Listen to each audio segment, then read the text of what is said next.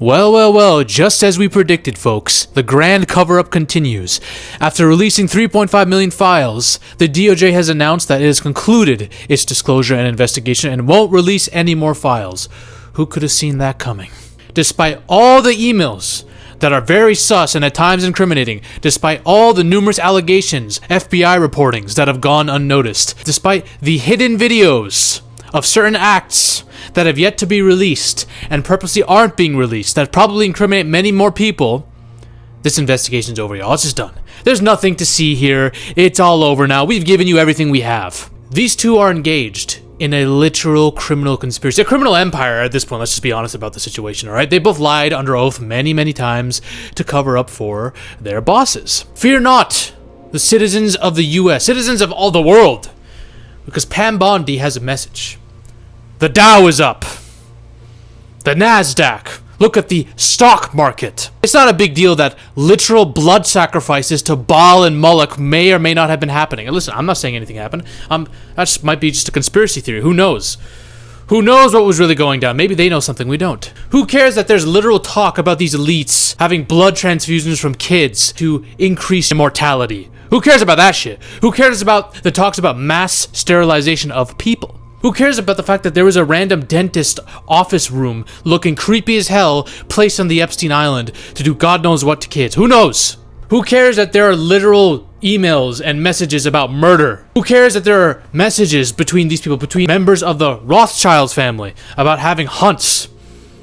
Who cares that there were 11-year-olds sighted on the Lolita Express? Who cares about that, right? Who cares that Elon Musk is actively censoring people who put his name and Epstein's name in the same damn tweet? Who cares that TikTok is censoring any kind of content that plugs a certain country that starts with I to Epstein as well? We know who owns this app now too, right? Who cares that there are literal interview reports that were covered up? Interviews between victims and the FBI. Who cares? It's all about the economy. Look at the economy, because the American economy is so good that we can just forget about ritual child abuse. We can just forget about it. That's how good the American economy is, right? Is it? Is it really?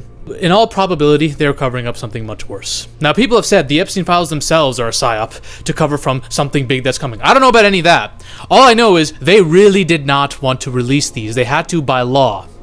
And there was gag orders placed on these Epstein files, and it was done with the excuse of, oh, we can't interfere with ongoing trials and all that. Ghislaine Maxwell's trial being the big one, and even then they're interviewing her, getting her to testify, and she's saying, I will say everything and expose everyone except for Trump if he gives me clemency.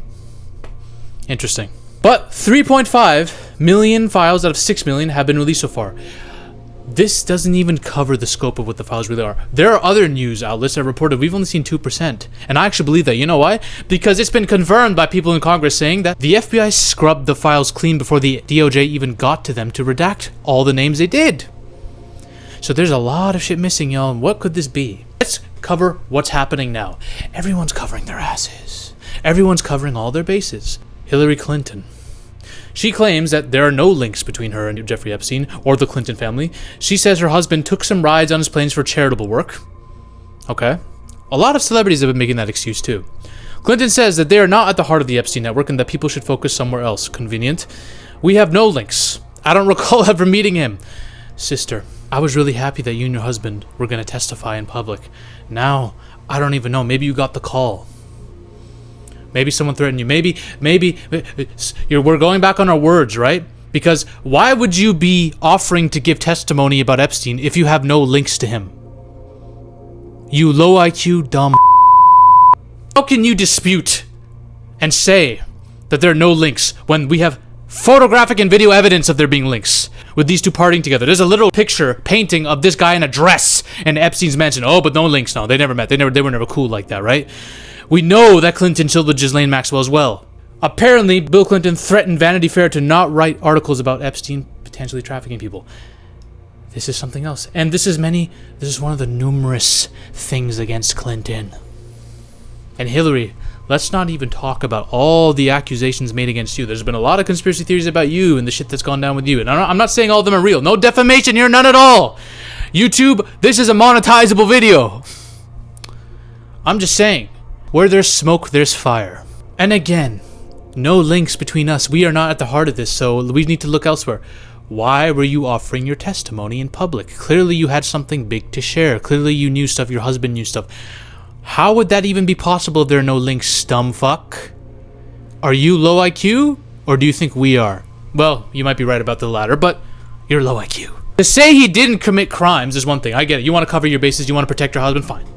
It might be false, but okay, I understand that. But to say there are no links, period, when clearly there are, and there's evidence of it? Not a smart move, Hillary. Then we get Trump, who's saying, the Epstein files are done. I've been exonerated, alright? It's funny how they're not even trying to bend reality in a way that's smart anymore. You know what I'm saying? So, the DOJ is actively deleting files on Trump.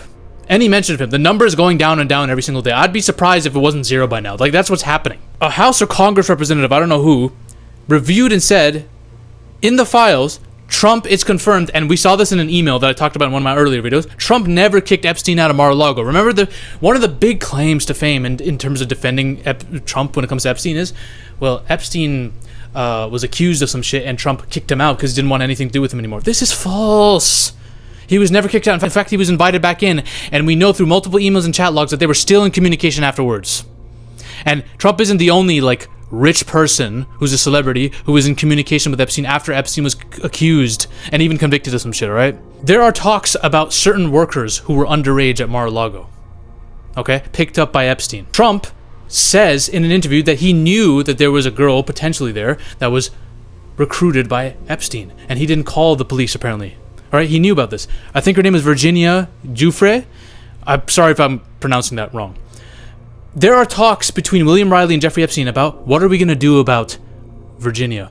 Before I call Trump with regard to Virginia, are there any other alternatives? Discussing about what should be done about her and her testimony and anything about that, right? There are talks about Trump and a connection to Russia, what blackmail Russia has on Trump and all this stuff. All of this stuff that's very sus for Trump is bad. And Trump is listed as a co-conspirator in the files. You've been exonerated? You have not been exonerated for shit. Let's not forget, a credible witness, a credible victim testimony was included in the FBI's internal docket sheet about what Trump made her do. Okay? Credible. And we don't know what became of this investigation, but details from this tip match other records in the files, including an FBI write-up of an interview with an Epstein victim and her lawyer. The interview was conducted on July 24, 2019 and entered into the FBI case files on August 9th, the day before Epstein was found dead in his jail cell. Everything just looks incredibly sus as shit. And we also see that in some interviews with the FBI, there are victims who literally say, can we please not mention Trump and can I remove him because I'm afraid for my life. Fear of retaliation is like the big thing they cited when asked, why don't you want to mention Trump? Why do you want to crop him out? Why do you think that is? Can we use our brains? For anyone still like defending this man, like ask yourself, if this was a politician you didn't like, how quick would you be to go off on them and disavow them? You know you would be quick to do so. You know it. Don't act like you would objectively be like, no, we have to look into everything equally, and oh, there's no evidence, oh, but no, we're done with that. Children are being abused, eaten, and all that shit, and you're still here saying the same old dumb shit. You are a bot. You are the NPC that you used to go off on. If you still defend this. I know many of my fans no longer do. Like, even some of my fans who may have been fans of Trump, and I myself used to be a fan of Trump, we've opened our eyes. Join us. Or remain eyes wide shut. And Trump and his people are literally saying stuff like the Epstein stuff is just boring. Oh, the Epstein list is just boring. Let's just move on. Yeah, of course you would want us to move on. We're not going to, though. I'm going to keep beating the drum on this as many times as I fucking can. Steve Bannon, which was Trump's White House advisor, in his first term at least, this guy has some of the most sus messages ever with Epstein, okay? They're talking about interviews and all this stuff in regards to Trump and all this. And then they're talking about, keep in mind, your memos on torture were set aside. Same can be done for no indicting a sitting president. Yo memo. I don't know what the hell is being mentioned here, but torture is mentioned a lot, by the way, in some of these. We already know that there are some elites that have asked for torture videos, by the way. You remove the prohibition on indicting a sitting president would be exactly the same as withdrawing the opinion on torture. There is precedent. And then they're talking about executive power and all this stuff. Regardless, an advisor to Trump was in constant contact with Epstein. Then they talk about Jewish stuff. I'm not going to get into it. I will drop the Christian in Christian Zionist. Steve Bannon also said, I love it. Can I get a couple of really pretty girls that they shoot afterwards? We don't know the context, right? Oh, it could be innocent. Maybe they're just talking about a game, you know, or something. Who knows? Elon Musk is actively trying to gaslight the world into thinking he was not emailing Epstein the way we thought. Elon Musk is trying to make us think that he rejected Epstein, that he was too cool for school. Even though there are emails where he's begging Epstein to get on the island. And I've gone through this, I'm not going to go through it again. But this guy really wants to be a part of wild parties. To the point where, and a comedian made this joke, I'm surprised Epstein didn't think like Elon Musk was like a cop or something. Because Elon Musk was begging to be on the island so badly that he may or may not have been undercover in the eyes of Epstein. You know what I'm saying? But Elon doesn't even say this as a defense. And he doesn't even say stuff like, oh, these emails are fake. No, he says we're just misconstruing them. They're not what we think. He thinks we're fucking blind. He thinks that this email means something different.